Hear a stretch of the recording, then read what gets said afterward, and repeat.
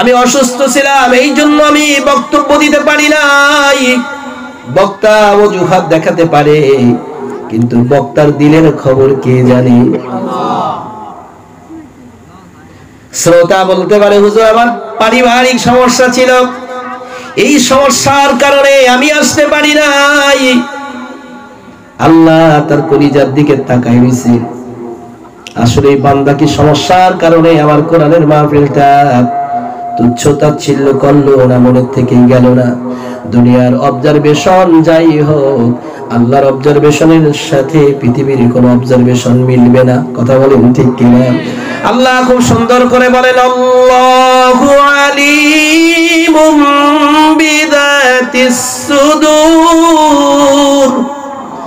আমি আল্লাহ তোমার হৃদয়ের সব খবর জানি, শুধু জানি না তোমার চক্ষু যে তুমি নিচে নাও উপরে উঠাও, চোখটাকে তুমি বারবার মতো আবার খুলো। বান্দা ওই চোখের মধ্যে তোমার কি বলে তাও আমি আল্লাহ জানি। তোমার জিহ্বা দিয়া কথা বলো, সেই কথাটাও আমি জানি। দুনিয়ার সবাইকে ফাঁকি দেওয়া যায় বান্দা, কিন্তু আমি আল্লাহকে ফাঁকি দেওয়ার সুযোগ নাই। কিরামান কাতিবিনা ইয়ালামুনা মা তাফআলুন। আল্লাহু আকবার। আমি আল্লাহ রাব্বুল আলামিন আসমান থেকে সব দেখি, এরপরেও তোমাকে আরেকটু বিশ্বাস বাড়িয়ে দেওয়ার জন্য তোমার দুই কাঁধে দুইজন ফেরেশতা দিয়েছি। সুবহানাল্লাহ বলেন। কাঁধ আমাদের কয়টা? এই ছোট বাবুরা, তোমরা বাদাম পরে খাও বাবা, এদিকে আসো, এদিকে আসো। আমি তোমাদেরকে দিয়ে একটু কথা বলি, তোমরা ছোট মানুষ তো, আসো। আমি একদিন ছোট অবস্থায় এই রাস্তাঘাট সব পাড়িয়েছি, মুড়িয়েছি। এখানে মামার বাড়িতেই বড় হয়েছি আমি। তোমরা একটু আসো বাবা, আসো কাছে আসো। আল্লাহ রাব্বুল আলামিন বলেন, তোমার দুই কাঁধে দুইজন ফেরেশতা আমি দিয়েছি, নিযুক্ত করেছি। তাকে আমার কোনো মাহিনা দেওয়া লাগে না, পরিশ্রম দেওয়া লাগে না। কারণ তোমরা জানো দুনিয়াতে যত ফেরেশতা আমি নাজিল করেছি, কোন ফেরেশতার কোনো খাবার দিতে হয় না, পরিশ্রম দিতে হয় না। ওই ফেরেশতাকে যেই জন্য আমি আল্লাহ সৃষ্টি করেছি, সেই কাজ তার করা শেষ, তার হিসাব কিতাব শেষ, আর কোনোদিন তাকে কাজে যোগ দিতে হবে না। সুবহানাল্লাহ। আল্লাহর নবী বলেন, আমার সাহাবীরা, বৃষ্টি হচ্ছে মদিনাতুল মুনাওয়ারায়, বৃষ্টি হচ্ছে, পাতার উপরে পানি পড়ছে, পাতাগুলি নড়াচড়া করে। তোমরা কি জানো এই বৃষ্টির ফোঁটাটা গাছের পাতার মধ্যে পড়ে, ওই পাতার মধ্যে ছোট্ট ছোট্ট পোকা আছে, ছোট্ট ছোট্ট জীবাণু আছে। ছোট্ট ছোট্ট জীবাণু পাতার মধ্যে ঘোরাঘুরি করে। আর মানুষের যেই কার্বন ডাই অক্সাইড, এই যে দূষিত বাতাসগুলি ছেড়ে দেয়, ওগুলি ওই পাতা, আল্লাহর বান্দার ওই কার্বন ডাই অক্সাইড আল্লাহর পাতা গ্রহণ করে আপনাকে সুস্থের নিঃশ্বাস ফেলার সুযোগ করে দেয়। সুবহানাল্লাহ বলেন। আপনি কি চিন্তা করেছেন যে আপনার যত দূষিত বাতাস আছে ভিতরে, এই সব দূষিত বাতাস গ্রহণ করে আল্লাহর দেওয়া গাছের পাতা। আল্লাহু আকবার।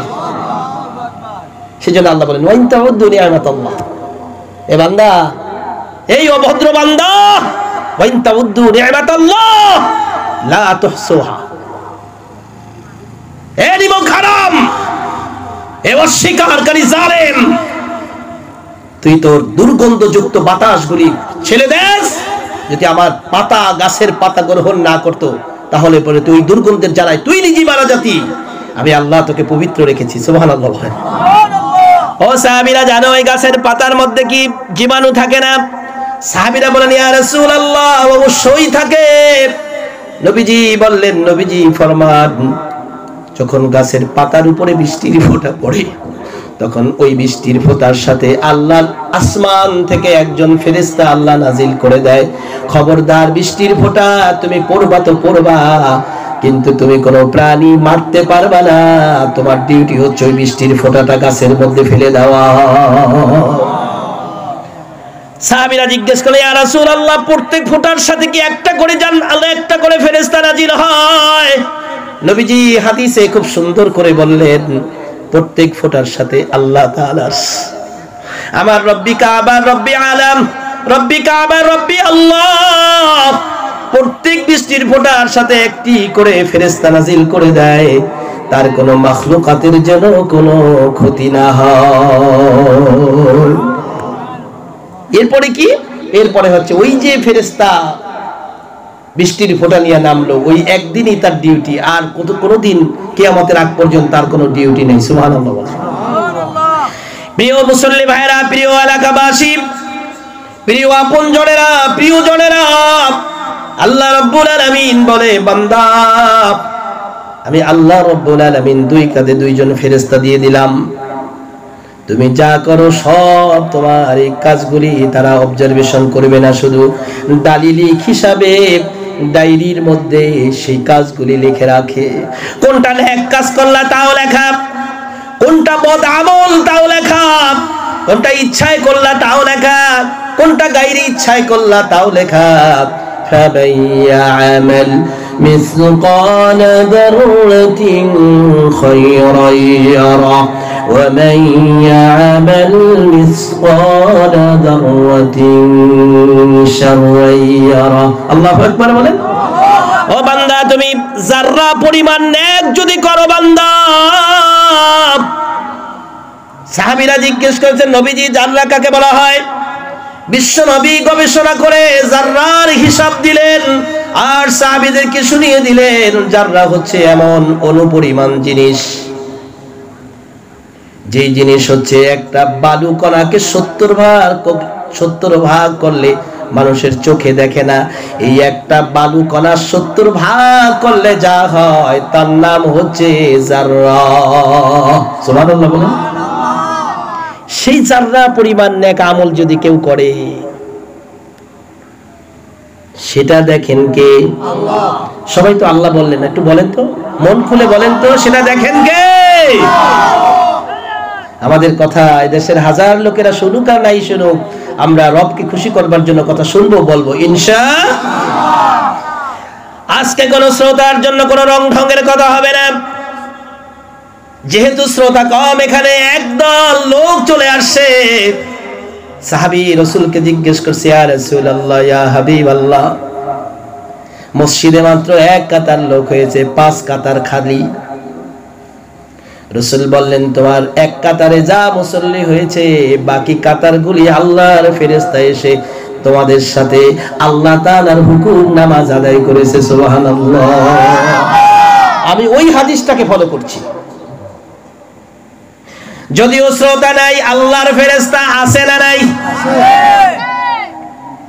যেই লোকটা জীবনে কোনোদিন মিথ্যার আশ্রয় নিত না, মিথ্যা কথা তো দূরের কথা, হেলায় খেলায় হাসি তামশায় অবলীলায় কখনো কারো সামনে মিথ্যার আশ্রয় বিশ্ব নবী নেন নাই।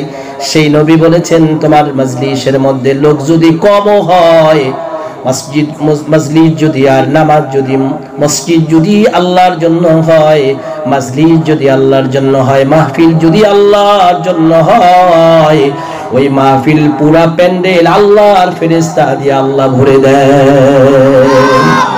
এখন বলেন তো কোনো চিন্তা আছে? এখন চিন্তা নাই, কারণ আপনার আমার পাশে আল্লাহর ফেরেশতা আছে। সুবহানাল্লাহ বলেন।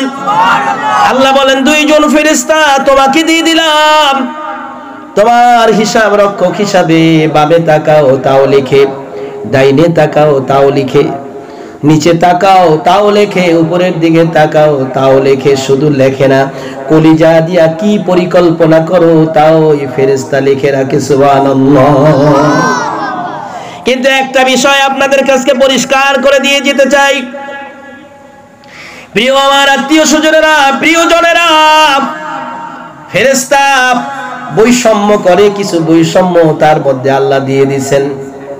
আমাদের দেশে বৈষম্য বিরোধী আন্দোলন হলো, তাও বৈষম্য আছে না নাই? আমার মেয়ে মেডিকেলে পরীক্ষা দিয়েছে, এইবার মেডিকেলের মধ্যে বৈষম্য শুরু হয়ে গেছে। 43 পেয়ে পাস, 72 পেয়ে ফেল, বৈষম্য। জিজ্ঞেস করা হলো, ওই বৈষম্য কেন?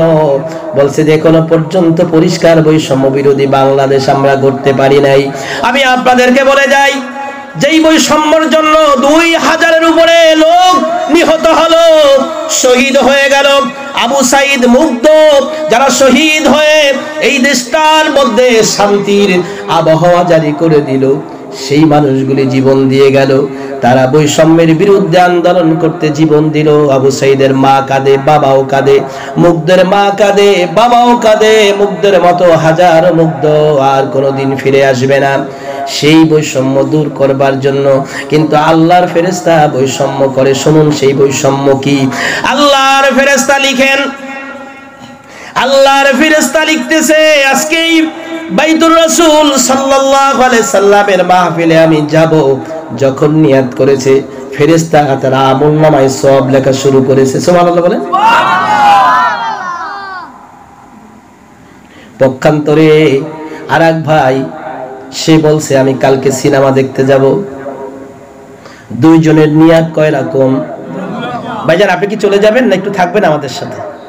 আপনাকে দেখে খুব মায়া লাগে, মুখে দাঁড়িয়ে আছে তো আপনি বুঝবেন। একটু বসুন ভাইয়া, একটু বসুন আমাদের সাথে, একটু বসুন। আমরা আছি তিনজন, আমরা তিনজনে যদি তিনজনের মতো করে উঠা বসা করি তাহলে ফেরেশতারাও কষ্ট পাবে, আল্লাহও কষ্ট পাবে। আমার প্রিয় ভাইয়েরা, আমার প্রিয়জন, একজন বলছেন আমি মাদ্রাসায় যাব, মাহফিল শুনবার জন্য যাব। ডান পাশের ফেরেশতা আমলনামা শুরু করে দিয়েছেন। এজন্য বিশ্বনবী বলেছেন কোন মানুষ যদি হজের নিয়াত করে, হজে যাওয়ার আগ পর্যন্ত সওয়াব দিয়ে দেন কে? এখন বলেন তো, যারা আমরা এখনো হজে যেতে পারি নাই, তোফাজ্জল মামার মতো আমাদের কি হজে যাওয়ার ইচ্ছা আছে না ইনশাআল্লাহ? আর এক মানুষ বলছে আমি সিনেমা দেখতে যাব।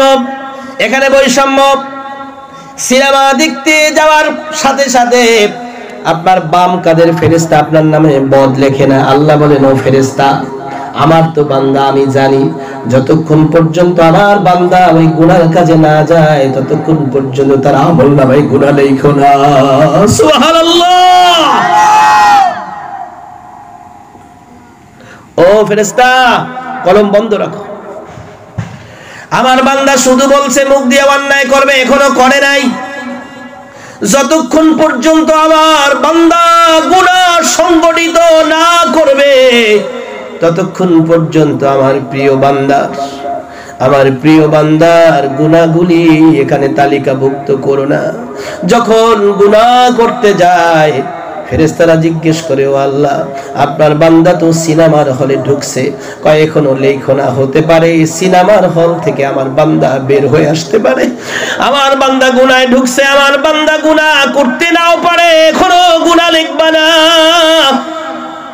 যখন বান্দা ফিরে না আসে আবার ফেরেশতা জিজ্ঞেস করে ও আল্লাহ ও রব্বি কাবা এখন আমি কি করব?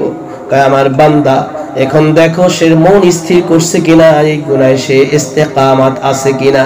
যদি আমি আল্লাহ তাকে ইস্তেকামাতের সাথে যদি গুনাহ না করে ততক্ষণ পর্যন্ত তার আমলনামায় গুনাহ লিখতে পারবা না। সুবহানাল্লাহ। কিন্তু একজন মুসলমান যখন হজের নিয়াত করে, মাহফিলের নিয়াত করে, দানের নিয়াত করে, ইস্তেগফার করার নিয়াত করে, আস্তাগফিরুল্লাহ আস্তাগফিরুল্লাহ এটা পড়ার নিয়াত যখন করে, আল্লাহ রাসূল বলেছেন তার আমলনামায় নেক শুধু লেখা শুরু হয়ে যায়। সুবহানাল্লাহ। আমি আপনাদেরকে জিজ্ঞেস করতে চাই, ইন্নামাল আ'মালু বিন্নিয়াত। সাহাবীরা জিজ্ঞেস করেন নবীজি আপনি তো মদিনার দিকে রওনা হয়েছেন, বিশ্বনবী হিজরতে যাচ্ছেন, আপনার কোন সাহাবী হিজরতের উদ্দেশ্যে যাচ্ছে না, মদিনার সুন্দরী মেয়েদেরকে বিয়ে করবে, মদিনায় গিয়ে লক্ষ লক্ষ টাকার মালিক হবে, মদিনায় গিয়ে খেজুর গাছের বিশাল বাগান করবে। রাসূল বলছেন তোমার কথা আমি শুনবো না, আমি হাদিস বলে দিলাম ইন্নামাল আমালু বিন্নিয়াত। যার যেমন নিয়াত সে পরিমাণ আল্লাহর কাছে বিনিময় পাবে। কথা বলেন ঠিক কিনা? আমি আপনাদেরকে এই মুহূর্তে জিজ্ঞেস করতে চাই, যদি ফেরেশতা আমলনামা যদি আমাদের লিখতেই থাকে তাহলে আমরা নিয়াত করে নিতে পারি না যে যতদিন পর্যন্ত বাঁচবো আল্লাহর হুকুম মানবো? পারবো কি পারবো না? যতদিন বাঁচবো ততদিন বিশ্বনবীর সুন্নাহকে জীবন দিয়ে আঁকড়িয়ে ধরে রাখবো। আল্লাহর নবী বলেছেন বান্দা মৃত্যুর আগে যদি তুমি তওবা করে মৃত্যু বরণ করতে পারো তোমার জন্য জান্নাতের বিশাল জায়গা আমি আল্লাহ রেখে দিয়েছি, আর সেখান থেকে কোনোদিন তোমাকে ফিরতে হবে না। খালিদিনা ফিহা আবাদান আবাদা। ও বান্দা তুমি জান্নাতে ঢুকবা, জান্নাত থেকে তোমাকে আর কেউ বের করে দিবে না। আল্লাহ বলেন ওয়াসিকাল্লাযীনা কাফারু ইলা জাহান্নামা যুমারা। আর এক জায়গায় আল্লাহ বলেন ওয়াসিকাল্লাযীনা কাফারু ইলা জান্নাতি যুমারা। বান্দা যখন জান্নাতে ঢুকবে ওই জান্নাত থেকে বের করার শক্তি পৃথিবীর কোনো মানুষের বা ফেরেশতার নাই। সুবহানাল্লাহ। সেই জান্নাতে যাওয়ার ইচ্ছা আমাদের আছে না নাই? আল্লাহ বলেন তার কোয়ালিটি কি থাকবে? ইন্নাল্লাযীনা ক্বালু রাব্বুনা আল্লাহ। সুবহানাল্লাহ বলেন। নিশ্চয়ই যে বলে আমার রব আল্লাহ। বলেন তো আমাদের রব কে? আল্লাহ। বলেন গানে গানে বলেন আল্লাহ আমার রব, এই রবি আমার সব। বলেন আল্লাহ আমার রব, এই রবি আমার সব। দমে দমে তনু মনে তারি অনুভব, দমে দমে তনু মনে তারি অনুভব। আল্লাহ আমার রব, এই রবি আমার সব। সবাই বলেন আল্লাহ আমার রব। তোমার দুনিয়াতে আমি যেদিকে তাকাই অথই নিয়ামতে ভরে আছে যে সবাই। পাক পাখালির গানে শুনি তাসবিহ করো রব, তাসবিহ করো রব। আল্লাহ আমার রব, এই রবি আমার সব। আল্লাহ আমার রব, এই রবি আমার সব। দমে দমে তনু মনে তারি অনুভব, দমে দমে তনু মনে তারি অনুভব।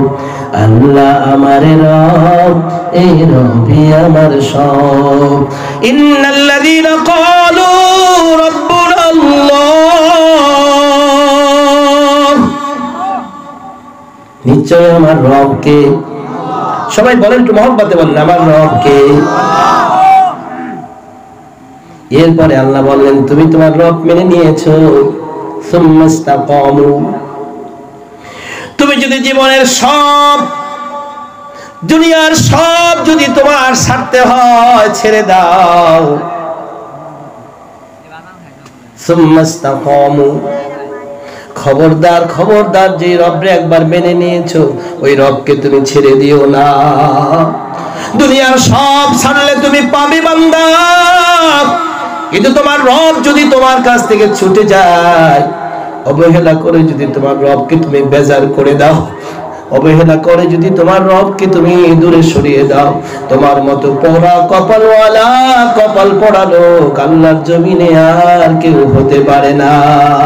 বান্দা বলে সুম্মাস্তাকামু, আল্লাহ আমি আমার রব পেয়েছি, জীবন দিব, রব ছাড়বো না। সুবহানাল্লাহ বলেন।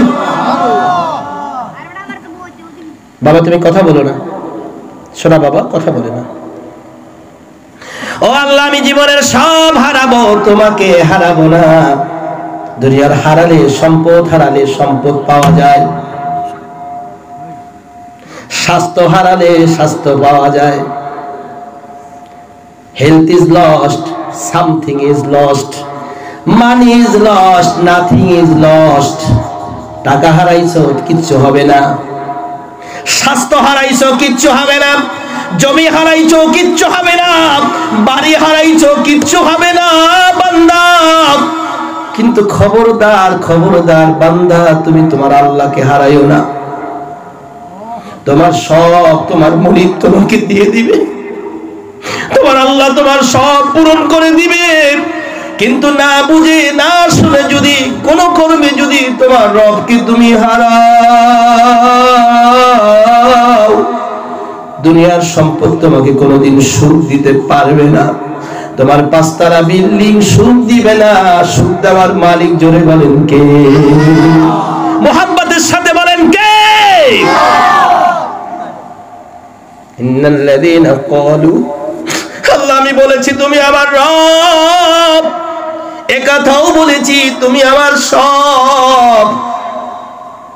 তুমি না থাকলে দুনিয়ায় কেউ আমার না। আল্লাহ যেই বাবা হাড় ভাঙা পরিশ্রম করে আমাকে লালন পালন করলো, সেই বাবার কবরটা পর্যন্ত দেখতে সময় নাই। যেই মা 10 মাস 10 দিন গর্ভে ধারণ করলো, তার কবরটা জিয়ারাতের সময় নাই। এরকম নাখান্দা বান্দা আমরা আসি না না? ও বান্দা, তুমি তোমার বাবাকে ভুললা, মাকে ভুললা, একদিন তোমার সন্তান তোমাকে ভুলবে, তোমার স্বামীকে ভুলবে, তোমার ভাইকে ভুলবে। তুমি যেমন করো, there is a way, তোমার যেমন কর্ম, যেমন তুমি করবা তেমন তুমি পাওয়া। আজকে বাবার কবর তোমার ভালো লাগে না, জিয়ারত তুমি করো না, ও কপাল পোড়া, শুনে রাখো, একদিন তুমি দুনিয়ায় থাকবা না, তোমার সন্তান তোমার কবরের পাশেও যাবে না। রাস্তা দিয়ে যাবে, হাঁটবে হাঁটবে, বাবার কথা ভুলে যাবে। আল্লাহ বলেন, তোমার মা তোমায় ভুলে যায়, তোমার বাবা তোমায় ভুলে যায়, তোমার বন্ধু তোমার ভুলে যায়, আর তোমার সবচাইতে প্রিয়তমা স্ত্রী টাকা যতদিন আছে সে তোমার পাশে আছে। যদি সংসার খরচ ঠিক মতো জোগাতে না পারো, সে একদিন তোমার পর হয়ে যায়। ও নাফরমান বান্দা, শুনে রাখো, শুনে রাখো, শুনে রাখো, তুমি যদি হাজারো পাপ করো, কোটি পাপ করো, আমার মতো আল্লাহকে যদি একবার ডেকে বলো, আল্লাহ আল্লাহ, আমি তোমার গোলাম, তুমি আমার মনিব, আমি পথ হারিয়েছিলাম, আমি গুনাহ করেছিলাম, হাজার কোটি গুনাহ আমাকে আবৃত করে রেখেছে, ও মনিব আমি বড় অন্যায় করেছি, আমি বড় গুনার কাজ করেছি, মনিব রে তুমি আমাকে মাফ করে দাও। মনিব বলো, বান্দা লা তাকনাতু মির রাহমাতিল্লাহ, ইন্নাল্লাহা ইয়াগফিরুয যুনুবা জামিআ, ইন্নাহু হুয়াল গফুরুর রহিম। এক কোটি পাপ করেছো, আমার রহমত থেকে তুমি দূরে সরে যেও না, আমার রহমতটাকে জড়িয়ে ধরে রাখো, আমি আল্লাহ তোমার জীবনের সব গুনাহ মাফ করে দেব। সুবহানাল্লাহ। ও বান্দা, তুমি তোমার দুনিয়া হারাও, ঘর হারাও, ছেলে হারাও, স্ত্রী হারাও, নিজে হেরে যাও, কিন্তু তোমার রবকে তুমি হারায়ো না, তুমি সব হারায় ফেলবা। যার রব নাই তার কিচ্ছু নাই, কথা বলেন ঠিক কিনা? যে রবকে হারাইছে সে দুনিয়াও হারাইছে, আখিরাতও হারাইছে। কথা বলেন, কথা বলেন। যে রবকে হারাইছে দুনিয়াও হারাইছে, আখিরাতও হারাইছে, তার দুনিয়াও শেষ, আখিরাতও শেষ। সে আল্লাহ বলেন, বান্দা তুমি যখন বলেন ইন্নাল্লাযীনা ক্বালু রাব্বুনাল্লাহ সুম্মা ইসতাকামু, এরপরে যদি তুমি ইস্তেকামাতের সাথে, দৃঢ়তার সাথে রবকে মেনে নাও, রবের হুকুমকে যদি কলিজা দিয়া মেনে নাও, তোমার উপরে রব শুধু খুশি হবে না, লাহুম জান্নাতুন তাজরি মিন তাহতিহাল আনহার খালিদিনা ফিহা, খালিদিনা ফিহা আবাদান আবাদা, আবাদান আবাদা। মালিক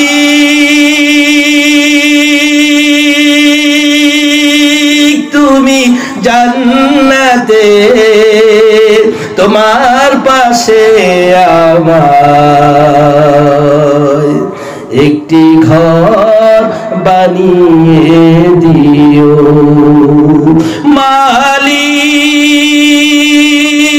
মালিক তুমি জান্নাতে, তোমার পাশে আমার একটি ঘর বানিয়ে দিও।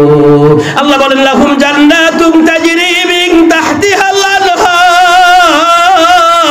ও বান্দা, আমি আমার পাশে তোমার জন্য ঘর বানালাম, সেই ঘরের নাম হচ্ছে উদ্যান বা বাগান, আর সেই ঘরটা হবে শান্তিময় ঘর, যেই ঘর জীবনে কোনোদিন তুমি দেখো নাই।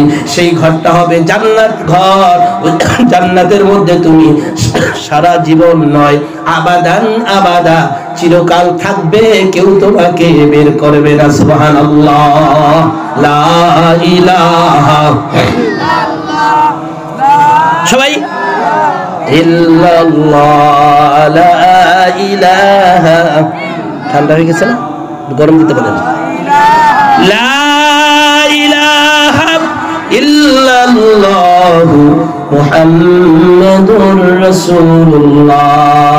ভাইরা আমার, জমিন বাবাই রাখতে পারে নাই, ওই ছেলে আবার 5 কানি জমি রাখে, এরকম পরিবার সংসার আছে না নাই? অথচ বাবার কোটি কোটি টাকার সম্পদ ছিল, ছেলে সেখন ভিক্ষা করে খায়, এরকমও আছে না নাই? এক লোক গল্প করছে, অনেক দূরের থেকে মালগাঁও আসছে, চর মালগাঁও আমার নানা বাড়িতে এসে গল্প করতেছে। ভাই কি অবস্থা, কেমন আছেন? অনেকদিন হয় আপনাকে দেখি না, কেমন আছেন? কয় আল্লাহ খুব ভালো লাগছে ভাই, আল্লাহ খুব ভালো লাগছে।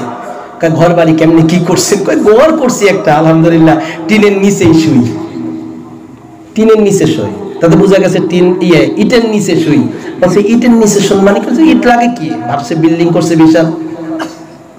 তারপরে কি কয় ইটের উপরেও শুই।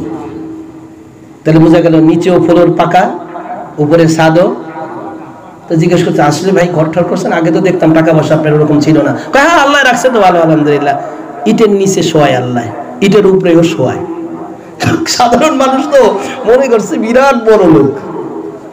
2-4 দিন বেড়ানোর পরে মামা বাড়ি থেকে গেছে তার বাড়িতে, যার পরে দেখে যে ভাঙ্গা ঘর, ওই সিমিট টিমিট সব উড়াই নিয়ে গেছে, 3 মিন জেনে যা ছিল। 2 পাশে দুইটা ইট দিয়া বাইন্দা ওই মস্কার উপরে রেখে দিছে, ওই মস্কাটা যেন উড়াই নিতে না পারে। তা জিজ্ঞেস করলো ভাই কি বললেন আপনি? আমি মিথ্যা কথা বলি নাই তো ভাই, আমি তো বলছি যে ইটের নিচে থাকি। ইট 4টা হোক আর 2টা হোক, ইট তো উপরে আছে। এটা বুঝলাম, তাহলে ইটের উপরে শোনেই থাকি। দেখেন আমার বালিশ নাই তো, ওই বস্তার ভিতরে ইট দিয়া ওইটারে বালিশ বানাইছি, ওইটার উপরে আমি শুই। আমার প্রিয় বন্ধুরা, আমার প্রিয় ভাইরা, ও প্রিয় জনেরা, ও মামার এলাকার মানুষ, নানার এলাকার মানুষ, বাবার কোটি টাকার সম্পদ, ছেলে ভিক্ষা করে। আবার বাবা বিশাল গরিব, ছেলের বাড়িতে বিল্ডিং উঠেছে, এমন নজির মালগার মধ্যে আছে না নাই? তাই যদি থেকে থাকে, আল্লাহ তাআলা বলছেন বান্দা কুলিল্লাহুম্মা মালিকাল মুলক তুতিল মুলকা মান তাশাউ ওয়া তানজিউল মুলকা মিম্মান তাশাউ ওয়া তুইজ্জু মান তাশাউ ওয়া তুযিল্লু মান তাশাউ বিয়াদিকাল খায়র ইন্নাকা আলা কুল্লি শাইইন কাদির।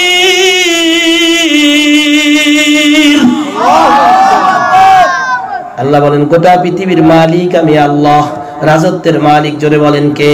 আল্লাহ। এই কথাটা শুনতে কি কষ্ট হয়? রাজত্বের মালিক কে? ক্ষমতার মালিক কে? আজ তুমি ক্ষমতার মালিক, কালকে তুমি ভিখারি, এটা বানাতে পারে কে? নদীর পার ভাঙ্গে ও পার গড়ে, এই তো নদীর খেলা। সকালবেলা রাজা রে তুই ফকির সন্ধ্যাবেলা। ওই আল্লাহ বলেন ইন্নাল্লাযীনা ক্বালু রাব্বুনাল্লাহ থুম্মা ইসতাকামু, বান্দা সব ছেড়ে দাও, সবার ভালোবাসা ছেড়ে দাও, সবার আশা ছেড়ে দাও, ঘর ছাড়ো, বাড়ি ছাড়ো, জীবনটাও পর্যন্ত দিয়ে আসো। তুমি যদি তুমি আল্লাহ, আমি আল্লাহর জন্য যদি সব ছেড়ে দাও, আমি আল্লাহ রাব্বুল আলামিন তোমার হয়ে গেলাম। আর রাসূল বলেন ফালাহুল মাওলা ওয়া লাহুল কুল, যার কেউ নাই তার কে আছে। এটা বিশ্বাস হয়? যার কেউ নাই তার কে আছে? হতাশাগ্রস্ত হওয়ার কিছু নাই, ডিপ্রেশন হওয়ার কিছু নাই। মুমিন যদি আল্লাহর হয়ে যায়, আল্লাহ বলেন বান্দা তুমি যদি আমার হয়ে যাও, তোমার হাত আমার হয়ে যায়, তোমার জবান আমার হয়ে যায়, তুমি যখন যা বলো তুমি নিজে বলো না, আমি আল্লাহ তোমাকে বলাই। জোরে বলুন সুবহানাল্লাহ। সে আল্লাহ পাকের উপরে যদি ইস্তেকামত থাকা যায়, পৃথিবীতে এরকম লোক আছে না যে যা হয় হবে, আল্লাহর হুকুম মানবই মানবো, আল্লাহর কোরআন মানা ছাড়া দুনিয়ার কোন মন্ত্রতন্ত্র, কোন আইন বিধান মুমিন মানবে না। মুমিন মানবে আল্লাহর কোরআনের বিধান। কথা বলেন ঠিক কিনা? আমার বন্ধুরা, আমার ভাইরা, সে আল্লাহ বলেন তুমি যদি আমার হয়ে যাও, সিবগাতাল্লাহ ومن أحسن من الله صبغا ونحن له عابدون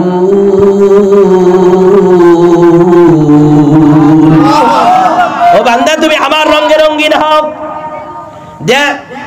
there is water is no color water has no color আমরা পড়েছি পানির কোনো রং নাই পানির কোনো রং আছে আল্লাহ বলেন তোমরা আমার রঙে রঙিন হও সিবগাতাল্লাহ ওয়া মান আহসানু মিনাল্লাহি সিবগা আল্লাহ রাসূলকে সাহাবীরা জিজ্ঞেস করেন নবীজি তাফসীরটা কি সিবগাতাল্লাহ সূরা বাকারার এই আয়াতের অর্থটা কি আল্লাহ রাসূল বললেন ও আমার উম্মতেরা ও আমার সাহাবীরা শুনে নাও আল্লাহর রঙে রঙিন হওয়ার অর্থ হচ্ছে আল্লাহর হুকুমগুলি নির্দ্বিধায় মেনে নাও আল্লাহ যা বলেছে তা হ্যাঁ বলো আল্লাহ যা নিষেধ করেছেন তা না বলো যদি হ্যাঁ বলার পক্ষে আল্লাহ বলে থাকেন তুমি হ্যাঁ বলে দাও আর যদি আল্লাহ না বলেন তুমি না বলে দাও সুবহানাল্লাহ এশার নামাজ যারা পড়ছি কয় রাকাত ফরজ পড়েছি কয় রাকাত এখন তো আজকে মাহফিলে আসছি বক্তা সময়ের কোনো অভাব নাই যদি আমি 8 রাকাত পড়ি তাহলে কি নামাজের হক আদায় হবে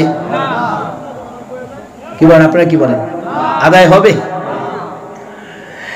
হ্যাঁ আপনার আদায় হবে না আবার যদি জোহরের সময় হাল চাষ করতে হয় বিভিন্ন জায়গায় যেতে হয় যদি মনে করে নেই জোহরের নামাজ 4 রাকাত থাক আজকে 2 রাকাত পড়ি 2 রাকাত পরে পড়ে দিমনে নামাজ তো হবে বুঝেন নাই মনে হয় নামাজ তো হবে নিজের স্ত্রী এত সুন্দর খুব মহব্বত লাগে কিন্তু কোন পাগল স্বামী কোনোদিন বলে নাই যে তুমি এত সুন্দর আমার মায়ের মতো সুন্দর যে লোকটা বলে তার ঈমান থাকে না বউ থাকে না কথা বলেন ঠিক কিনা ও আমার ভাইরা ও আমার বন্ধুরা আপনার ভালোবাসা আপনার চিন্তা চেতনা সব হবে আল্লাহর ঐশী গ্রন্থ ভিত্তিক নিজের মন মতলবী জীবন যদি পরিচালনা করেন আল্লাহ বললেন তুমি আমার হাত থেকে বের হয়ে যাও আমার রশি থেকে তোমাকে বের করে দিলাম তুমি আমার রশির মধ্যে নাই যতক্ষণ তুমি তোমার আল্লাহ ছিল আল্লাহ তোমার ছিল এখন আল্লাহকে ছেড়ে দিয়েছো যাও যাও যাও বের হয়ে যাও কোথায় যাবা যাও কোন আসমানে উঠবা উঠো আমি আল্লাহ ছাড়া পৃথিবীর কোথাও গিয়া শান্তি পাবা না কোথাও গিয়া তুমি থাকতেও পারবা না তোমার আল্লাহ ছাড়া তোমার কোনো উপায় নাই কথা বলেন ঠিক কিনা দুনিয়াতেও আল্লাহ কবরেও আল্লাহ হাসরেও আল্লাহ জান্নাতেও আল্লাহ পরসুরাতেও আল্লাহ জোরে বলুন সুবহানাল্লাহ দুনিয়াতে যার আল্লাহ আছে পরসুরাতে তার আল্লাহ থাকবে সুবহানাল্লাহ বলেন দুনিয়াতে যে আল্লাহকে ছেড়ে দিয়েছে কবর থেকে শুরু হবে আল্লাহকে না পাওয়ার স্বপ্ন আল্লাহকে ডাকবে আল্লাহ ও আল্লাহ আমার বাড়ি মালগাঁও আমি মালগাঁও মসজিদের ইমাম তুমি আমার হয়ে যাও আল্লাহ বলেন দুনিয়ায় সব মুসল্লিকে জীবন দিয়ে দিছো আল্লাহর জন্য কি রেখেছো সত্য কথাটা মেম্বরের মধ্যে দাঁড়ায়া বলতে পারো নাই বলা তালবিসুল হাক্কা বিল বাতিল ওয়া তাকতুমুল হাক্কা ওয়া আনতুম তা'লামুন সত্যকে গোপন করেছো চাকরি বাঁচাবার জন্য তুমি আমার না ও বক্তা তুমি মানুষকে খুশি করবার জন্য ওয়াজ করেছো আমার বিধান দিয়ে কোনো কথা বলো নাই যা মন চাইছে তা বলেছো বাবার গল্প দাদার গল্প চাচার গল্প দাদা হুজুরের গল্প বাবা হুজুরের গল্প শ্বশুর হুজুরের গল্প দুনিয়ার সব মানুষকে ভুলায়া ভাবায়া তুমি তোমার জীবনটাকে চালাইছো লক্ষ কোটি টাকার মালিক হয়েছো আজকে তোমার সাথে আমার কবরের কোনো সম্পর্ক নাই কারণ তুমি যাদেরকে খুশি করেছো তাদের কাছে যাও আমি আল্লাহ তোমার পর হয়ে গেছি ও আমার ভাইরা ও আমার আপনজনেরা ও প্রিয়জনেরা কবরে মা থাকবে না বাবা থাকবে না ভাই থাকবে না বন্ধু থাকবে না আল্লাহ বলেছেন উম্মিহি ওয়া আবিহি ওয়া সাহিবাতিহি ওয়া বানি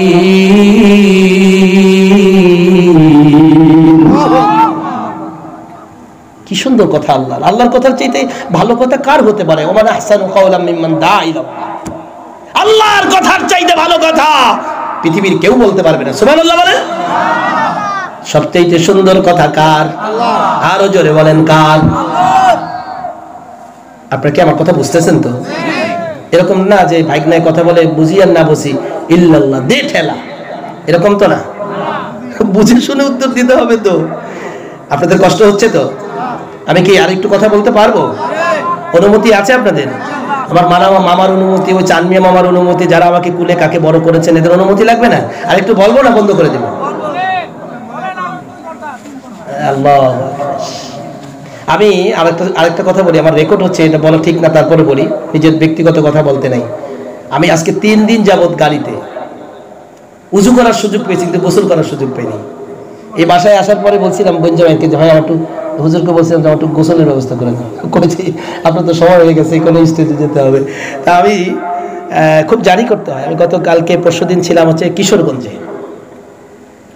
সেই কিশোরগঞ্জে আমি ওই গিয়েছি, সেখানে যাওয়ার পরে যেতে যেতে বেজে গেছে 10:30। বক্তব্য দিয়ে আসতে বক্তব্য শেষ হয়েছে 1:45। বাসায় আসতে আসতে দেখি যে ফজরের নামাজের 1 রাকাত বাকি আছে। সেই প্রোগ্রাম শেষ, যেখানে চাকরি করি সেখানে একটু অফিসে গেলাম, স্বাক্ষর তো করা লাগে। স্বাক্ষর করে আবার বললাম যে আমাকে আবার সেই মামার দেশে যেতে হবে, আসি কালকে আবার টাঙ্গাইলের মধুপুরে। এর পরের দিন আবার যেতে হবে আমাকে ওই, রেকর্ড হচ্ছে তো, এটা তো আবার আমাকে অন্য জায়গায় রেকর্ড করবে, গফরগাঁওয়ের ময়মনসিংহ। এরপরে যেতে হবে আমার সিংহরা। এরপরের মাহফিল আমার মদনখালী। এটা আমি আপনাদেরকে বলছি না যে আমি অনেক মাহফিল করি, আমি শুধু আপনাকে শিডিউলটা জানালাম। এত এত এত খাটনি, এত চেষ্টা দুনিয়ার জন্য। আল্লাহ জিজ্ঞেস করবে তোমার কবরে তোমাকে রাখা হলো, এখন তোমার কে আপন? বান্দা কাঁদবে আর বলবে আল্লাহ আপনি তো আপন। জীবনটাকে দিয়ে দিলাম মানুষের রাস্তায়, জীবন যৌবনটা দিয়া দিলাম মানুষ রচিত রাস্তার ভিতরে। মৃত্যুর পরে তুমি রসুলের দলে আসলা, আর আমাকে এখন আল্লাহ বলো তোমার মতো মৃত্যু বান্দার, মৃত্যু ব্যক্তির, তোমার মতো মৃত্যু ব্যক্তির আমার কোনো দরকার নাই। জীবন যখন ছিল তুমি ছিলে এলাকার শ্রেষ্ঠ মানুষ, সেই শ্রেষ্ঠ মানুষের শ্রেষ্ঠ মুখ দিয়া কখনো কোরআনের আভিজাত্যের কথা বলো নাই, আভিজাত্যের কথা শোনো নাই, কোরআন দিয়া জীবন চালাও নাই, কোরআন দিয়া রাষ্ট্র চালাও নাই, কোরআন দিয়া পরিবার চালাও নাই, কোরআন দিয়া শুধু মসজিদে নামাজ পড়েছো আর কোরআনকে বলেছো ও নামাজের কোরআন, ও নামাজের কোরআন। তুমি নামাজ পড়ার জন্য নাজিল হয়েছো। আল্লাহ তাআলা বলেন আমি 82 জায়গায় কোরআনের নামাজের কথা বলেছি, আর আমার সার্বভৌমত্ব আমার এই পৃথিবী পরিচালনার জন্য প্রায় 500 উপরের আয়াত আমি আল্লাহ কোরআনে দিয়ে দিয়েছি। আমার বন্ধুরা, সেই মানুষটা যখন কবরে যাবে, মৃত্যু ব্যক্তি কিন্তু সব দেখতে পায়। আল্লাহ নবীজি বলেছেন কবরে যাকে রাখা হয়, ওই কবরে জাহান্নামের আগুন যখন তার কবরের মধ্যে জ্বলে ওঠে, তখন বান্দা চিৎকার করে আকাশ জমিন মুখরিত করে ফেলে। কিন্তু ওই সময় জাহান্নামের ওই শব্দগুলি আমি আমার বান্দাকে শোনার জন্য কানটা বন্ধ রাখি।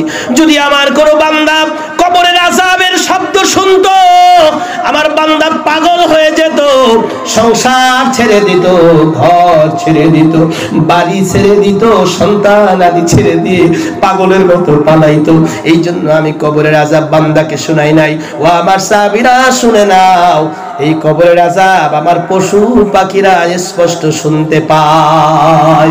কবরের পাশে গরু বেঁধে দেখেন, যদি কবরে আযাব হয়, গরু রশি ছিঁড়ে পাগলের মতো দৌড়ায় চলে আসবে। কথা বলেন ঠিক কিনা? কিন্তু বান্দা শুনতে পায় না। কেন শুনতে পায় না? বান্দা যদি আল্লাহর আযাবের ভয় যদি বান্দা কানে শুনতো, বান্দা পাগল হয়ে যেত। আল্লাহ বললেন সেই কবরে তোমাকে রাখা হবে। আর ওই কবরে যদি তুমি ঈমান নিয়ে যাও, কবরটার নিচের বিছনাটা আল্লাহর জান্নাতের বিছানা বিছায়া দেওয়া হবে। সুবহানাল্লাহ। আমি পাপী কেমনে থাকবো আল্লাহ কবরে,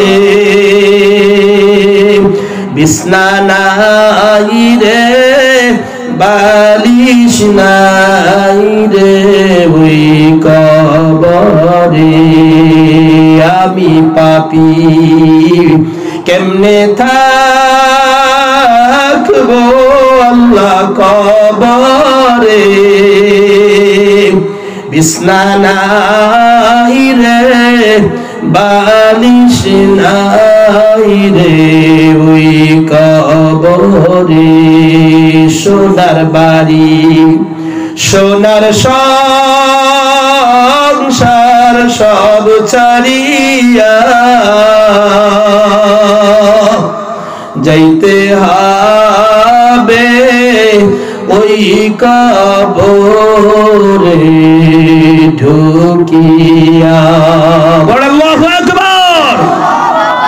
আল্লাহ বলেন বান্দা তোমাকে যখন কবরে রাখা হয়ে যায়, তুমি যদি ঈমান নিয়ে কবরে আসতে পারো আর কোরআনকে যদি মহব্বত করো, আল্লাহকে যদি বলো আল্লাহ তুমি ছাড়া আমার কেউ নাই, দুনিয়াতেও আল্লাহ, কবরেও আল্লাহ, হাসরেও আল্লাহ, কথা বলেন ঠিক কিনা? রাতেও আল্লাহ, বলেন বলেন, রাতেও আল্লাহ, দিনেও আল্লাহ, সকালেও আল্লাহ, দুপুরেও আল্লাহ, বিকালেও আল্লাহ, রাতেও জোরে বলেন কে? সে আল্লাহ বলে বান্দা ও বান্দা তুমি যখন শুয়ে পড়বা তোমার হাত থাকবে, পা থাকবে, সব থাকবে, কিন্তু কথা বলার শক্তিটা আমি আল্লাহ তাআলা তুলে নিয়ে যাব, কথা বলতে পারবা না। তুমি কান দিয়া শুধু শুনতে থাকবা, চোখ দিয়া শুধু দেখতে থাকবা। আল্লাহ রাসূল হাদিসে বলেন কোন যখন আজরাইল এসে যায়, কারো বিছানায় যদি আজরাইল এসে যায়, ওই লোকটার চক্ষুগুলি বড় হয়ে যায়, বড় বড় চোখ হয়ে যায়, চোখ দিয়া ঘুরে এদিক ওদিক তাকায়। আল্লাহ রাসূল বললেন ও আমার সাহাবীরা হাদিস থেকে শুনে নাও, আমার থেকে শুনে নাও। ওই লোকটা তখন তার পাশে আজরাইল চলে আসে, আজরাইল দেখে সে ভয় পেয়ে যায়, চোখ এলোমেলো করে, মুখ দিয়ে যখন পানি দেয় পানিগুলি গ্রহণ করতে পারে না, চোখগুলি উল্টায়া যায়। আমাদের দেশের মানুষ বলেন লোকটার মৃত্যুর আগে চোখ উল্টায় গেছে, আসলে চোখ উল্টায় নাই। জাহান্নামার ভয়। আজরাইল যখন আসে, আজরাইল এক ঠ্যাং জমিনের উপরে আর এক ঠ্যাং আসমানের উপরে, বিশাল চোখ, বড় বড় চোখ নিয়ে আজরাইল যখন তাকায়, বান্দা ভয়ে ভিতরের কলিজাটা গলে যায়, চক্ষুটাও গলে যায়, এরপর আর কিছু দেখতে পায় না। বান্দা বলেন আল্লাহ, ও আল্লাহ আমি দেখতেছি এই মানুষগুলি আমারে গোসল দেয়, এই মানুষগুলি আমারে কাদের মধ্যে নিয়ে যায়, এই মানুষগুলি আমাকে কবরে রাখে, মনে হয় এরাই আমার সঙ্গী হবে। আসলে মূলত দুনিয়ার কোন মানুষ বাবা মায়ের সঙ্গী হয় না, আর হবেও না, কথা বলেন ঠিক কিনা? আল্লাহ বলেন সেই সময় তুমি যদি কবরে আমাকে সঙ্গী বানায় নাও, ইল্লাল্লাযীনা ক্বালু রাব্বুনাল্লাহ সুম্মা ইসতাকামু, যদি তুমি আমাকে সঙ্গী বানায় নাও আর যদি তুমি ইস্তেকামাত থাকো, আমার রব আমার সব, আমার আল্লাহ আমার সব, আমার সংসারের চাইতে বেশি মায় আমার আল্লাহকে, আল্লাহ রাসূলকে করি, আমার সন্তানের চাইতে আমি বেশি মহব্বত আমি আমার রাসূলকে করি, আমার আল্লাহকে করি, এই কথা বলে যদি কেউ মৃত্যুবরণ করতে পারে, আল্লাহ বলেন তাতানাজ্জালু আলাইহিমুল মালাইকা, ও বান্দা আমি তোমার জন্য আমি আমার পক্ষ থেকে ফেরেশতা নাজিল করি। সুবহানাল্লাহ বলেন। ও বান্দা আমি তোমার উপরে আমার ফেরেশতা নাজিল করি। সাহাবীরা রাসূলকে জিজ্ঞেস করছেন ইয়া রাসূলুল্লাহ, ইয়া হাবিবাল্লাহ, কিভাবে ফেরেশতা আসে? ফেরেশতা কি বান্দা দেখতে পায়? বলছে বান্দা আমার দেখতে পাক আর না পাক সব সাহায্যের ঝুলি নিয়া আমার বান্দার পাশে আমার ফেরেশতারা ওয়েলকাম জানায়, অভ্যর্থনা জানায়। ও আল্লাহর গোলাম, জীবনটাকে সাজাইছো কোরআনের রং দিয়া, আল্লাহর হুকুম দিয়া, রাসূলের তরিকা দিয়া, তোমার কোনো চিন্তা নাই। ওয়ালা তাহিনু ওয়ালা তাহজানু ওয়া আনতুম আ'লাউনা ইন কুনতুম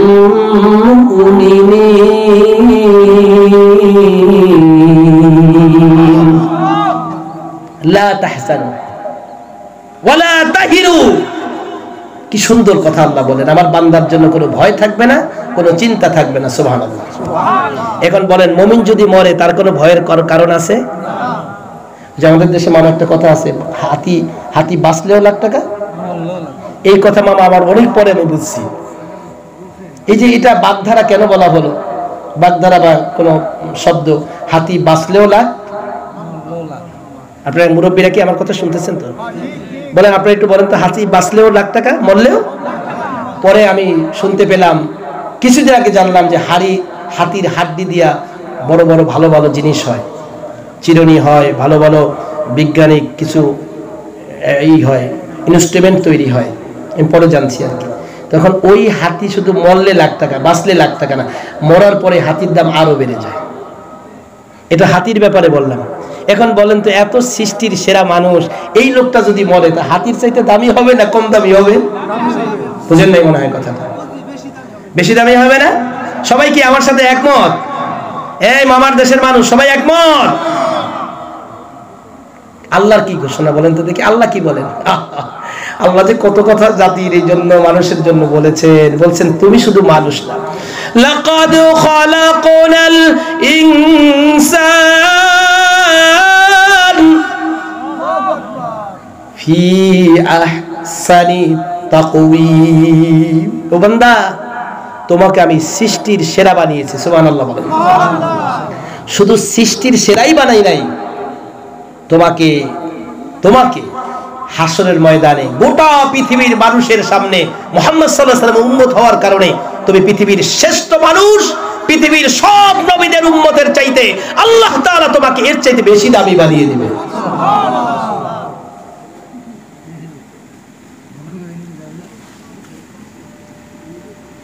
এই জন্য এখন যদি বলি, মানুষ দুনিয়াও তো জান্নাতে থাকতে পারে, কবরে গেলেও জান্নাতে থাকতে পারে, কথা বলেন ঠিক কিনা? সে মানুষ দুনিয়াতেও দামি। একটা হাতিকে আমরা যদি বলতে পারি বাঁচলেও লাভ, তাহলে মানুষ হাতির চাইতে ভালো না খারাপ?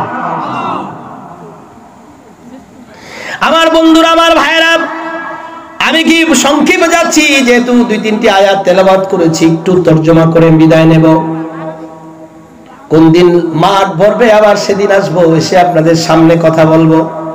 জাতির আমার হেদায়েতের জন্য এই কথাগুলি যেমন প্রয়োজন ছিল, জাতির হেদায়েতের জন্য এই কথা দরকার ছিল, কথা বলেন ঠিক কিনা? মাঠে আমরা খালি মাঠে গোল দিয়ে গেলাম, কারণ আমরা জানতে পেরেছি এই মাঠের মধ্যে আল্লাহর অসংখ্য ফেরেশতা আমাদের সাথে হাত মিলিয়েছে। আরো জোরে সুবহানাল্লাহ।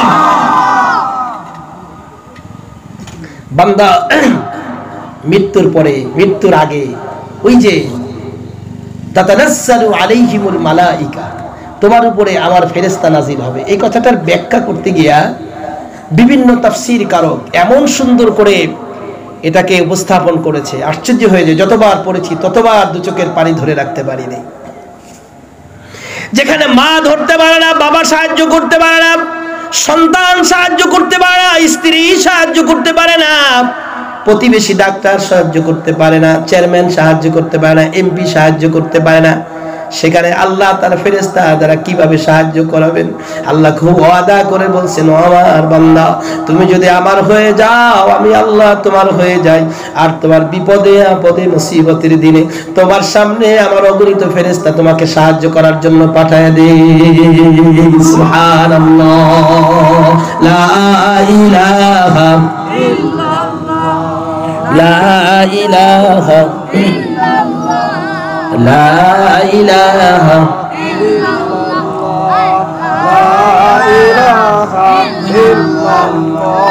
লা ইলাহা ইল্লাল্লাহ।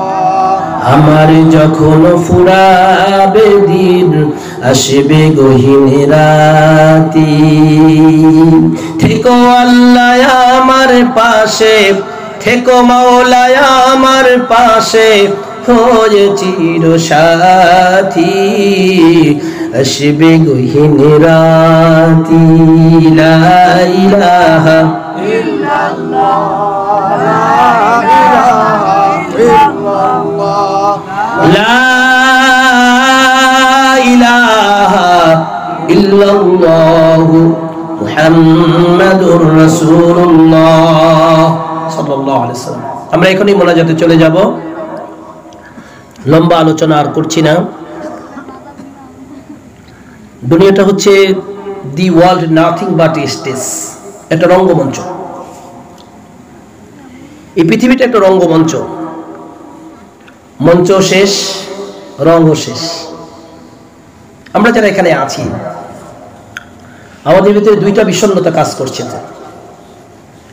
একটা বিষণ্ণতা হচ্ছে যে লোকজন নাই, হুজুর যা শুরু করছে কয়টায় শেষ করবে, এটা আই থিঙ্ক, এটা আমার চিন্তা, আমি আমার থেকে বলছি, আল্লাহ মাফ করুন।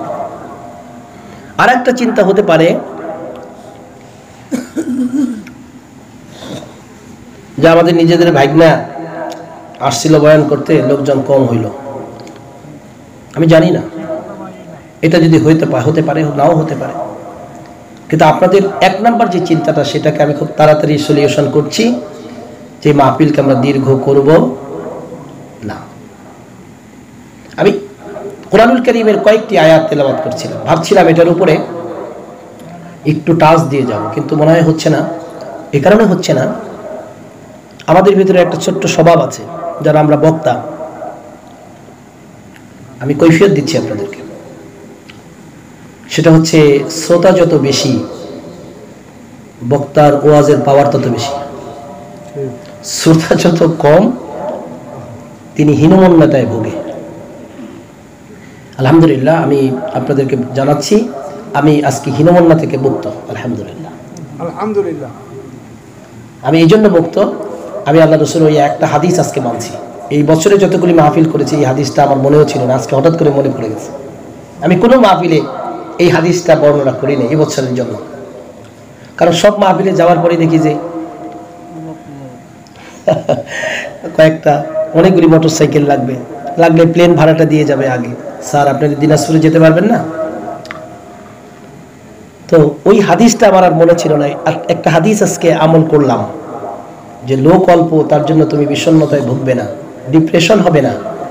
এই মাঠের মধ্যে আল্লাহর দেওয়া লক্ষ লক্ষ হাজার হাজার ফেরেশতা বয়ান শুনতেছে, সুবহানাল্লাহ। এই হাদিসের আরেকটি হাদিস আপনাদেরকে বলছি। রাসূল সাল্লাল্লাহু আলাইহি সাল্লাম বলছেন, প্রত্যেক জামাতের সাথে, নামাজের সাথে, সালাতের সাথে অগণিত অসংখ্য ফেরেশতারা বান্দার সাথে সালাত আদায় করতে থাকে, সুবহানাল্লাহ বলেন। বান্দা যখন গায়রিল মাগদুবি আলাইহিম ওয়ালাদ-দাল্লিন বলে, আমরা মুসল্লিরা কি বলি? সবাই বলেন তো কি বলি? আপনার আমিনের সাথে লক্ষাধিক লক্ষ লক্ষ হাজার হাজার ফেরেশতারা আপনার আমিনের সাথে আমিন বলে, সুবহানাল্লাহ বলেন। যদি ফেরেশতার আমিন বলা আর আপনার আমিন বলা যদি এক হয়ে যায়, আপনার জীবন ধন্য, সুবহানাল্লাহ বলবেন না? যদি রাসূলের হাদিস অনুযায়ী যদি আমাদের স্টেজে কোরআন শুনবার জন্য যদি আল্লাহ ফেরেশতা পাঠান, আমরা আমাদের জীবনটা ধন্য, সুবহানাল্লাহ, সুবহানাল্লাহ বলেন। আল্লাহর কাছে আমরা আরজি জানাচ্ছি, আল্লাহ আমাদেরকে আপনি রহম করুন, বলুন আমিন। প্রিয় ভাইরা, প্রিয় জনেরা, তিনটি আয়াতের ছোট্ট একটি ব্যাখ্যা দিচ্ছি। একটি আয়াত পড়েছি যে তোমার যখন মৃত্যু হবে, 1 সেকেন্ড আগেও না, 1 সেকেন্ড পরেও না, সুবহানাল্লাহ বলবেন। সুলাইমান আলাইহিস সালাতু ওয়াসসালামের কাছে আজরাইল আসছে, স্যার আসসালামু আলাইকুম। সে ছিল অপ্রতিদ্বন্দ্বী একজন বাদশা, আল্লাহ তাকে বাদশা বানিয়েছিলেন, সুবহানাল্লাহ বলেন। আর একজন বাদশা ছিল পৃথিবীতে। এই দুইজন বাদশা আল্লাহ তাদেরকে অনেক বড় হিকমত দিয়েছিলেন। তো সুলাইমান আলাইহিস সালাতু ওয়াসসালাম রাজ দরবারে, রাজ তখ্তে বসা, বিশাল ক্ষমতার মালিক। আজরাইল আলাইহিস সালাম দরজায় এসেই সালাম জানিয়েছে, আসসালামু আলাইকুম ওয়া রাহমাতুল্লাহ। আজরাইলকে দেখে তার ভিতরে বিশাল ভয় ঢুকে গেছে যে আজরাইল আজকে তো আমরা ছাড়বো না, ওর যে চাহনি, ওর যে চিন্তা চেতনা, তা আমার আজকে নিয়ে যাবে আল্লাহর কাছে। উনি বললেন যে আমি আজরাইল থেকে আমাকে বাঁচতে হবে। আমি আপনাদেরকে জিজ্ঞেস করি, পৃথিবীর কোন মানুষ আজরাইলের কবল থেকে বাঁচতে পেরেছে? আল্লাহু আকবার। সুলাইমান আলাইহিস সালাম চিন্তা করেন, একটু অভিনব কৌশল অবলম্বন করি। কি করলেন উনি ওনার যেই বিমানে চলতেন, যে তক্তায় চলতেন, সেই তক্তাকে বলছে, তক্তা,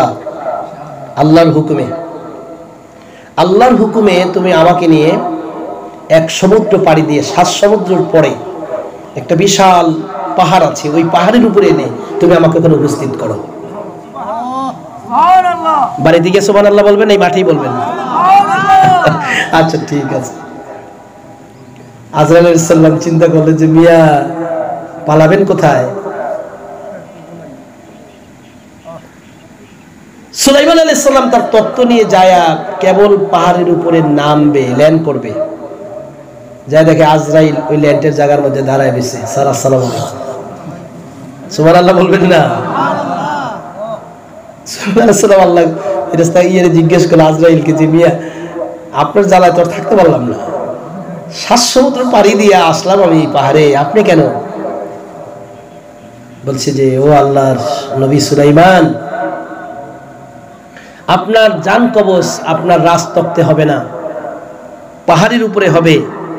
এই যে আমার কাছে আপনার মৃত্যুর তালিকা আছে, আপনি পাহাড়ের উপরে উঠবেন, পাহাড়ে আসবেন, আর আমি জান কবজ করব। এইটা লেখা ছিল। আপনার বাড়িতে আমি আপনার জান কবজ করতে যাই নাই, আমি শুধু দেখা করতে গেছি। আপনার মৃত্যু তো বাড়িতে হবে না, আপনার মৃত্যু হবে পাহাড়ের উপরে। সুবহানাল্লাহ বলবেন না? সুলাইমান আলাইহিস সালাম বললেন, তাই নাকি? তাহলে তুমি বাড়িতে থাকলেই ভালো ছিল।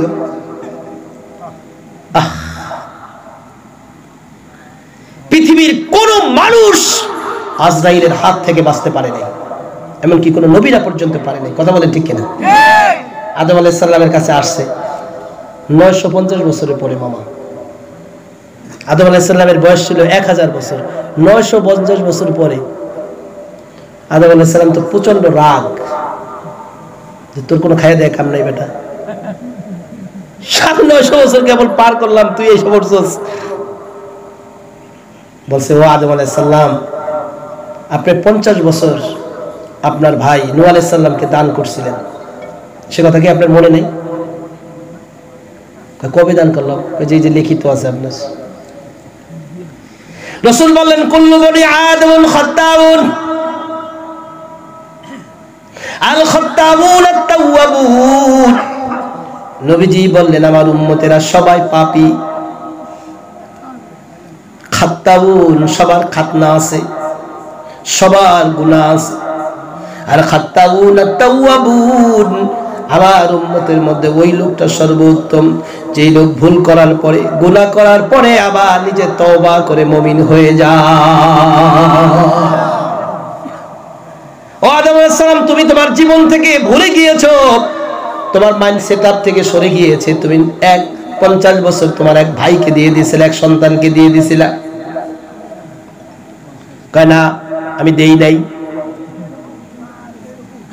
আল্লাহ তাআলা জিজ্ঞেস করেন, ও আমার হাবিব, ও আদম সফিউল্লাহ, ও আমার নবী, প্রথম নবী, আদি পিতা আদম, তুমি যে 50 বছর দিয়ে দিয়েছিলা, তুমি এখন এটা ভুলে গেছো, আমি মাফ করে দিলাম। তুমি কি আরো 50 বছর বাঁচতে চাও কিনা? এক্সটেনশন করতে চাও নাকি? তোমার হায়াতকে বাড়াইতে চাও কিনা? কয় আল্লাহ, 50 বছরের পরেও কি আমার মরা লাগবে? হ্যাঁ, মরা লাগবে। কয় 50 বছর পরে যদি মরা লাগে, আর এখন থেকে দুনিয়ায় লাভ কি? আমি উযু করে 2 রাকাত সালাত আদায় করে আপনার শুকরগুজার করে এরপরে আমি শুয়ে পড়ি, আজরাইল যেন আমার জানটা কবজ করে নেয়। এর দ্বারা কি বুঝলাম? ইদা জা আজালুহুম লা ইস্তাখিরুনা সাআতাও ওয়া লা ইস্তাকদিমুন। এক সেকেন্ড আগেও না, এক সেকেন্ড পরেও না। মৃত্যু যখন হবে, মৃত্যুর হাত থেকে কেউ আমাকে বাঁচাতে পারবে না। কথা বলেন ঠিক কিনা? সবুজ আমাকে আসার পরে বললো, ভাইয়া আব্বাকে এখান থেকে হাঁটায় হাঁটায় শরীয়তপুর পর্যন্ত নিছি। তখনও বসতেছে, আব্বাই হাঁটতেছে। ঢাকা যায় আর হাঁটতে পারে নাই। মৃত্যুর রশি কার হাতে? এটা কি বিশ্বাস হয় মালগার মানুষের? হ্যাঁ, মৃত্যুর রশি যদি আল্লাহর হাতে থাকে, তুমি যতই ছুটাছুটি করো, ঘুড়ি যেমন উপরে উঠলে, ঘুড়ি বানাইছে ছোটবেলা মামারা বানাই দিছে, উপরে যত উঠছে ঘুড়ি উপরে যায় আর টাটা বাই বাই করছে, আমি আর যাব না। ঘুড়ির মালিক বলে, ও ঘুড়ি, তুই যাবি না কেন? তোর মাজার মধ্যে আমার সুতাটা, গিটটা দিয়ে দিছি। তুই যতই বাই বাই টাটা টাটা করো, উপরে উঠার পরে তুই আবার ভুলে গেছস, কিন্তু তোর মাজার মধ্যে যে সুতাটা, ওইটার নাটাই আমি মালিকের হাতে। আইনামা তাকুনু ইউদরিকুমুল মাউত ওয়ালাউ কুনতুম ফি বুরুজিম মুসাইয়াদা। মরণ থেকে পালাও তুমি, মরণ তোমায় লইবে ঘিরি, যদিও সুদূর আকাশ পানে লুকাও সেথায় লাগিয়ে সিঁড়ি। আকাশেও যদি তুমি সিঁড়ি লাগাইয়া উপরে উঠো, মৃত্যু থেকে বাঁচতে পারবা? আমরা কি মৃত্যু থেকে বাঁচতে পারবো? আমাদের আদি পিতা বাঁচতে পেরেছে? আমার নবী কি বাঁচতে পেরেছে? আমার নবীর কাছে আজরাইল এসে গেছে। বিশ্ব নবীর প্রচন্ড জ্বর, মসজিদে যাওয়ার জন্য আম্মা জান আয়েশাকে বলে, আয়েশা আমি মনে হয় দুনিয়াতে আর বাঁচতে পারবো না রে আয়েশা, আমার আবু বকর, আপনার বাবা আবু বকরকে ডাকেন। বাবা তো মসজিদে আগেই গেছে। আয়েশা আপনার কাঁধটা আমার হাতে দেন, আপনার কাঁধের মধ্যে ভর করে করে আমি মসজিদে নববীর পাশে আমি দেখতে চাই কি করে আমার মৃত্যুর পরে আমার উম্মতেরা জামাতে নামাজ পড়বে, তার মধ্যে আমার আবু বকর ইমাম হবে, আমি সেই দৃশ্য দেখতে চাই। আম্মা জান আয়েশা বললেন, আল্লাহর নবীজি আপনার শরীর ভালো না, আপনি মসজিদে যাবেন না। আল্লাহর নবী বললেন, মনে হয় আয়েশা আমার জীবনের শেষ সালাত হতে পারে, আমাকে নিয়ে চলো। আল্লাহর নবীজি দেখলেন, সালাত দেখলেন, কেঁদে দিলেন, দুই চোখের পানি ছেড়ে দিলেন। আম্মা জান আয়েশা জিজ্ঞেস করলো, নবীজি মসজিদে এসে আপনার উম্মতেরা সালাত আদায় করছে, নামাজ পড়ছে, আপনি কেন কাঁদেন? বলছে, আয়েশা রে, ও আয়েশা, আমার এই দুই চোখের পানি কোনো কষ্টের পানি না, এটা আমার আনন্দের পানি। ও আয়েশা, যে ইসলামের জন্য, ঈমানের জন্য নামাজ শিক্ষা দিতে গিয়া মাথা থেকে পা পর্যন্ত কাফেররা আমাকে পাথর নিক্ষেপ করেছে, আমার দন্দন মোবারক ওরা বারবার শহীদ করার চেষ্টা করেছে, আমাকে জেলখানায় 6 মাস পর্যন্ত আটকিয়ে রেখেছে। আমি যে ইসলামের জন্য মানুষের দ্বারে দ্বারে বারে বারে গিয়ে গিয়ে যেই উম্মতকে আমি ইসলাম শিক্ষা দিলাম, সেই ইসলামের চর্চা, সালাতের চর্চা আমার মসজিদে নববীতে হয়। ও আয়েশা চলো, আমি দেখেছি, আমি বাসায় গিয়ে নামাজ পড়ি, নবীজির নামাজও শেষ, আজরাইল আলাইহিস সালাম সালাম দিয়ে বলেন, বিশ্ব নবী আপনি শুয়ে পড়েন। নবী শুয়ে পড়েন, আমি জীবন আজরাইল আসছি, আল্লাহ আপনাকে সালাম জানিয়েছেন। আল্লাহ রাসূল বললেন, আজরাইল আমি প্রস্তুত আছি, আমার উজু আছে, এখনো পর্যন্ত আমার উজু আছে, আমি উত্তর দিকে মাথা করে শুয়ে পড়লাম, তুমি আমার জান কবজ করো। ও আজরাইল, শুনেছি আজরাইল আসলে নাকি এত কষ্ট পাওয়া যায়, একটা খাসি অথবা বরকি যদি কেউ জবাই ছাড়া যদি পা থেকে চামড়া খোলা শুরু করে দেয়, চামড়া টানতে টানতে ওই জ্যান্ত খাসিটার চামড়া তুলে ফেলে দেয়, তুলে ফেলে দেওয়ার পরে ওই জবাই না করে জ্যান্ত খাসিটাকে গরম তেলের মধ্যে দিলে যেমন ছটফট ছটফট করে, ও আজরাইল আমার জান কবজ করতে যেন এমন কষ্ট না হয়। নবীজি বললেন, আজরাইল বলেন তো আল্লাহর পক্ষ থেকে আমার জান কবজটা কেমন হবে? জিবরাইল আলাইহিস সালাতু সাল্লাম বলেন, আমি 2 ভাবে জান কবজ করি। একভাবে পায়ের গোড়ালি থেকে পিটাতে পিটাতে মাথা পর্যন্ত পিটাই, আর শাস্তি দিতে দিতে রূহটাকে বের করে নিয়ে আসি। আরেকটা মৃত্যু হচ্ছে, সন্তান যেমন তার মায়ের দুধ খায়, মায়ের দুধ খেতে খেতে ঘুমিয়ে পড়ে, কোনো আলাপচারিতা তার থাকে না, অমন করে আমি আজরাইল কলিজা থেকে জানটা ছিনায় নেই, মুমিন বান্দা সে আলাপও পায় না। সুবহানাল্লাহ। এমন মৃত্যু আমাদের কামনায় আছে না নাই? সবাই বলেন আছে না নাই? তা আল্লাহর হুকুম আমরা মানবো ইনশাআল্লাহ। আল্লাহর হুকুম মানবো তো? আর রাসূলের তরিকা, রাসূলের তরিকা ছাড়া পৃথিবীর আর কোনো তরিকা নাই, সকল তরিকা বাতিল, বিশ্ব নবীর তরিকা হচ্ছে হক। সুবহানাল্লাহ বলেন। পৃথিবীর যত তরিকা সব তরিকা বাদ, বিশ্ব নবীর তরিকা হচ্ছে চলমান, কিয়ামত পর্যন্ত চলবে। কথা বলেন ঠিক কিনা? আমরা কি বিশ্ব নবীর তরিকা মেনে চলবো ইনশাআল্লাহ? পৃথিবীর যত নেতা দেখেছি, Karl Marx, Lenin, Hegel, Shakespeare সহ সব নেতারা জীবনে অনেক মিথ্যা কথা বলছে, কিন্তু বলেন তো আমার যিনি নেতা, আমি যাকে নেতা মানি, বিশ্ব নবী সাইয়্যিদুল কায়নাত তাজদারে মদিনা নবী মুহাম্মদ রাসূলুল্লাহ সাল্লাল্লাহু আলাইহি সাল্লাম জীবনে কোনোদিন ভুল কথা বলেছেন? না। মিথ্যা কথা বলেছে? না। তাহলে পৃথিবীতে এত সুন্দর একটা মানুষকে নেতা না মেনে মদ খায়, গাঁজা খায়, সুদ খায়, ঘুষ খায়, মাতবরিতে গেলে সেখানে ঘুষ না দিলে কথাই বলে না, এরকম নেতা তো দেশে নাই।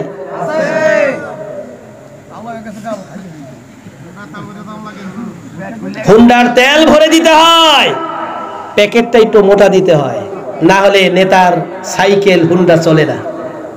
আমি আপনাদেরকে জিজ্ঞেস করতে চাই, কিয়ামতের ময়দানে যদি আল্লাহ আপনাকে জিজ্ঞেস করে, মৃত্যুর পরে যদি জিজ্ঞেস করে তুমি নেতা মানছো কারে, আপনি কি এই সমাজের কোনো নাম কারো বলতে পারবেন আল্লাহর সামনে? আপনারা পিছন থেকে কথা বলেন তো একটু। আমরা কি এই সমাজের, এই রাষ্ট্রের, এই দেশের কোনো মানুষকে নেতা হিসাবে মানতে পারি? তাহলে আমরা একজনকে নেতা মানতে পারি, তিনি হচ্ছেন মুহাম্মাদুর রাসূলুল্লাহ। এই ব্যাপারে আপনাদের কোনো সন্দেহ? কথা বলেন, সন্দেহ? এখন বলেন, আল্লাহ আমার মনিব, নবী আমার নেতা। বলেন বলেন, আল্লাহ আমার মনিব, রাসূল আমার নেতা। আর ওই রাসূলের আনুগত্য করে আমরা কবরে শুইতে চাই, তখন যদি ইমাম সাহেব বলে বিসমিল্লাহি ওয়া আলা মিল্লাতি রাসূলিল্লাহ ফি সাবিলিল্লাহ, তখন রাসূল বলবে হ্যাঁ, জীবন জৈবন সব ছিল আমার সুন্নাহর উপরে, তোমার কবরটাও হবে আমার কবরের সাথে একটা যোগাযোগ ব্যবস্থা। সুবহানাল্লাহ। মালগাঁও যাকে কবর দেওয়া হয়েছে, এটা তো মালগাঁও, চর মালগাঁও, ভাদরিকান্দি, এই মালগাঁও যাকে কবর দেওয়া হয়েছে, সে যদি বিশ্ব নবীর অনুসারী হয়ে থাকেন, আল্লাহ রসুলের হাদিস থেকে বলছি, এটা মোল্লার কথা না, বিশ্ব নবীর কথা। সুবহানাল্লাহ বলেন, একটু জোরে সুবহানাল্লাহ বলেন তো, আরো জোরে বলেন সুবহানাল্লাহ। আপনারা এত ভালো কেন বলেন তো দেখি? সেই যে শুরু করছি 1-1.5 ঘন্টা চলে গেছে, এখনো যে আছেন, আল্লাহ শুকরিয়া আদায় করছি, আলহামদুলিল্লাহ। আমি তো ভাবছি যে এই লোক মনে হয় শেষ পর্যন্ত আস্তে আস্তে উঠে চলে যাবে, আল্লাহ শুকরিয়া, আলহামদুলিল্লাহ। এই চর মালগাঁও যদি কারো কবর হয়, সে যদি বিশ্ব নবীর আশিক হয়, বিশ্ব নবীর সুন্নাহ আমল কান্ডিওয়ালা হয়, মদিনা থেকে বিশ্ব নবীর রওজা থেকে একটি দরওয়াজা, একটি জানালা আল্লাহ খোলার ব্যবস্থা করে দিবেন। ওই কবরবাসী স্পষ্ট বিশ্ব নবীর রওজাকে, বিশ্ব নবীর সবুজ গম্বুজের নিচে যে নবীজির শোয়া, সেই নবীকে স্পষ্ট দেখতে পাবে। জোরে বলুন সুবহানাল্লাহ। ইচ্ছা আছে না ভাই কবরে রাখার পরে? আর কবরে যাব কি দাড়ি ছাড়া না দাড়ি নিয়া? তোমার তো দাড়ি হয় নাই, হইলে রাখবা।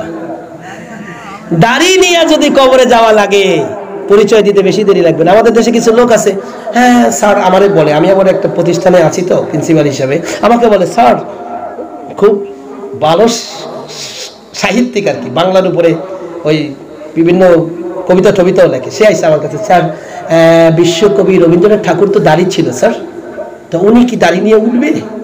আমাকে বলে। মিয়া যার ইমান নাই তার দাড়ি দিয়ে কি হয়? কথা বলেন ঠিক কিনা? সে ইমানই তো নাই। কি স্যার এর দাড়িটা কি কোনো কাজে লাগবে না? আমি বলছি যে 2 আনার কাজে লাগবে না, 2 আনার কাজে লাগবে না, 1 পয়সার কাজ লাগবে না। দাড়ি কাজে লাগবে ওই লোকের যে লোক রসুলকে, আল্লাহকে খুশি করবার জন্য রসুলের সুন্নাহ মুখে রেখেছেন, আর রসুলের জিন্দিগি দিয়ে নিজের জীবন জিন্দিগি সাজিয়েছে। সুবহানাল্লাহ বলেন। আপনি সালাদ আদায় করবেন আপনার মতো, দরবারে যাবেন আপনার মতো, যারে পীর মনে করেন তার কাছেই যাবেন, যা ইচ্ছা তাই করবেন, আর মরার পরে কইবেন যে আমি বিশ্ব নবীকে দেখবো, সম্ভব না। এই জন্য আমাদের আখলাক হবে, মৃত্যুর পরে যেন আমাদের বিশ্ব নবী সাল্লাল্লাহু আলাইহি সাল্লামের সাথে আমাদের সাক্ষাৎ লাভ হয়। আল্লাহ কবুল করুন, জোরে বলুন আমিন। আমরা আর কথা বাড়াচ্ছি না, কথা হচ্ছে লতা, যত বলা যায় ততই বাড়ে। আমি এখানে 3 ঘন্টা বক্তব্য দিব, আপনারাও শুনবেন, কষ্ট হবে, আমারও কষ্ট হবে। তাহলে মামার দেশে এসে আমাকে কি কষ্ট দেওয়ার দরকার আছে, আর আপনাদেরকে কি কষ্ট দেওয়ার দরকার আছে বলে আমি মনে করছি না। যতটুকু হয়েছে আল্লাহ তাআলা যেন আমাকে আমল করার তৌফিক দান করেন, আমাদের সবাইকে যেন আল্লাহ তাআলা আমল করার তৌফিক দান করেন। আমি সর্বশেষ একটি ছোট্ট অনুরোধ করব, এই ফাঁকা রেখে আমি মোনাজাতে যাব না, আমরা এখনই মোনাজাতে যাব, একদম কাছাকাছি, একজন লোক পিছনে থাকবেন না। মামা একটু বক্তব্য দিবেন, একটু কথা, সবাইকে সালাম দেন। আমি এতক্ষণ কথা বললাম, আমার তো একবারে বললেন যে মামা থামান, আপনি তো সালাম দিবেন না। একটু কাছে, এই যে ভাই মাপলারওয়ালা, কাছে আসুন। আল্লাহুম্মা সাল্লি আলা সাইয়্যিদিনা ওয়া নাবিয়িনা। মামাকে একটা মাইক দেন, এটা বলতে বলুন। আল্লাহুম্মা সাল্লি আলা